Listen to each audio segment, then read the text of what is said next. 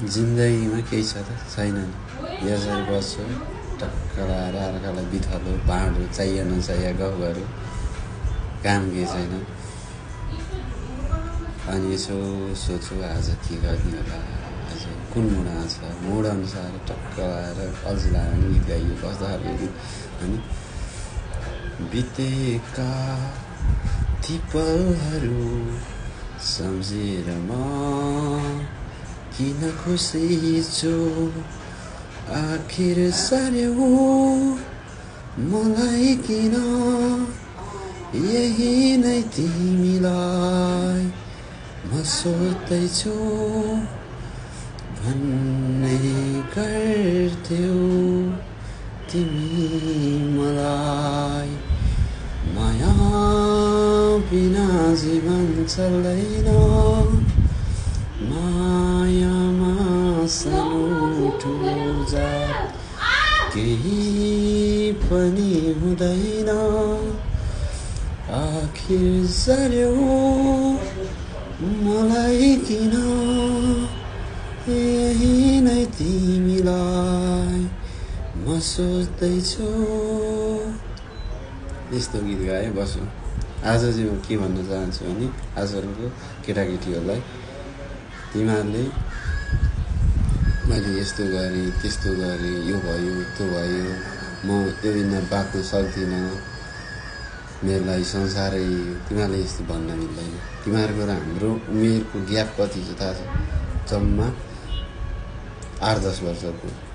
हामी कुनै ढुङ्गिएको त होइन हो त होइन। तिमीहरूले जुन स्टेपमा तिमीहरू छौ त्यो स्टेप भर्खर पार गरेर हामी आयो। लप्परहरू ब्रेकअप भयो अरे, यस्तो भयो अरे, त्यस्तो भयो अरे, स्कुल जान्छौ तिमीहरू। खास गरेर त तिमीहरू स्कुल पढ्न गयो भने तिमीहरूको पढ्ने उमेर लपसप गर्ने उमेर होइन। हेर केटाकेटी हो, राम्रोसँग सुन, तिमीहरूको लपसप गर्ने उमेर भएको छैन। तिमीहरू पढेर पहिला आफ्नो करियर बनाउनतिर लाग्यो। यस्तो यो लप्पन छप्पन, यो साथीभाइ, यो मित्र जुन भन्छ नि, तिमीहरू उसको लागि बाबामा दाजुभाइ चिन्दैनौ नि। त्यो साथीभाइ भनेको तिमीहरूको बिहान 10 बजीदेखि बेलुका 4 बजीसम्मको मात्र।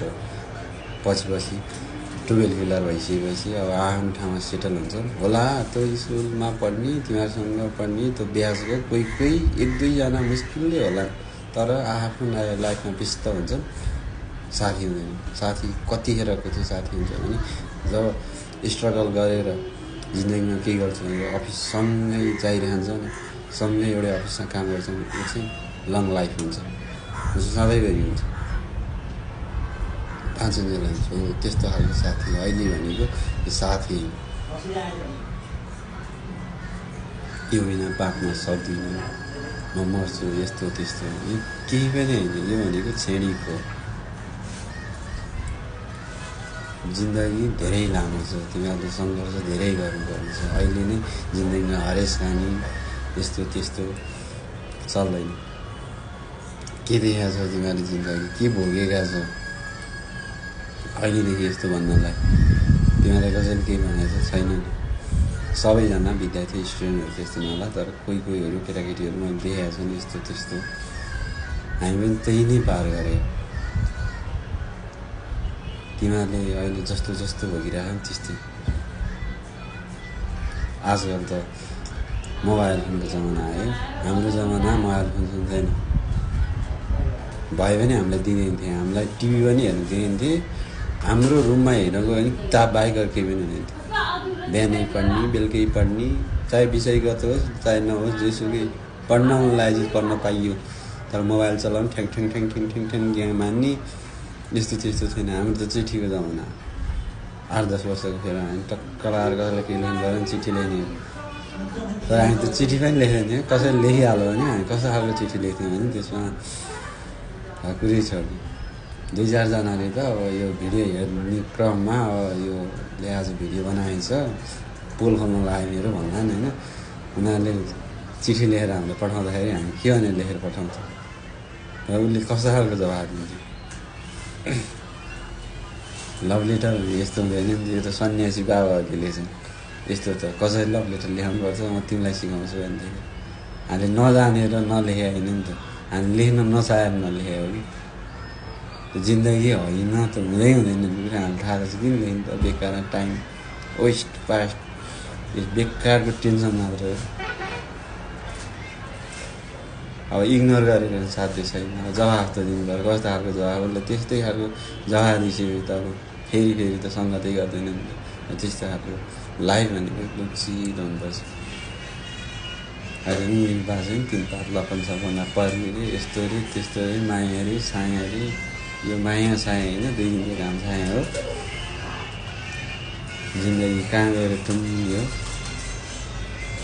कहिले को जीवन यात्री हुने हो थाहा छैन त्यत्तिकै बुरुक घुरिएको छ तिमीहरूले भएको छ जिन्दगी अब म केही बोलिनँ तिमीहरूलाई बोलेको साथी पनि छैन यो दाइले टिकटक आएर मलाई गाली गर हामीलाई गाली गर भने तिमीहरूले नसोच तिमीहरूलाई मैले सही कुरा भने हो यति भन्छ स्कुल गएको छौ कुरो पढ लभ गर्ने भयो तिमीहरूको होइन बुझ्यौ नि यति भइसक्यो बुझ्छौ तिमीभन्दा हामीभन्दा धेरै बुद्धिमान छौ बुझ्छौ दायाँ बायाँ केही पनि कतिखेर तिमीहरूलाई थाहा हुन्छ भने